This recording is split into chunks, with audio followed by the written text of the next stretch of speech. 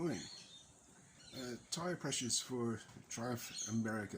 In this case here, this bike's a 2008 model EFI, and what I suggest is, first of all, you want to identify what the recommended pressures are for the tyres that you have fitted to your motorcycle.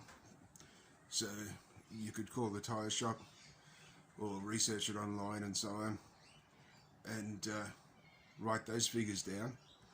And the next thing that you want to do is consult your manual and see what it says, because for America, Thruxton, Scrambler and so on, there is quite a large difference in recommended tyre pressures from the dealer, and I'll show you those in a moment.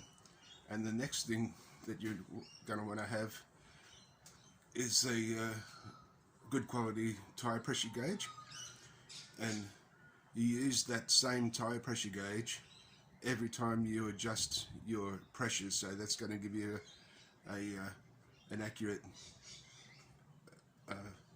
idea of what your preferred pressure is, and you use that same gauge all the time.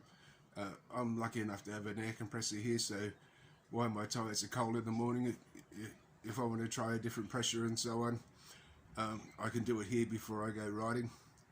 And I'll just show you in the manual the different recommended pressures, and I'll show you the tyre gauge that I use. So this is the bike, 2008 Triumph America, and this is the gauge that I use, and it's a good quality gauge, and 40 psi is right around near the end here. The gauge only goes up to 50 psi, so that's more than what I'm going to need for this. So why I like this gauge is that gives you a very accurate reading in this whole range here, even when you just want to try 2 psi or something like that difference in your tires. This is going to give you a very, very accurate reading. So that's what I use. And in the Triumph manual, I'll show you the different pressures here. It's recommended. See if we can focus on this. They're your carb models, and these are your EFI models. And you can see there is a huge difference.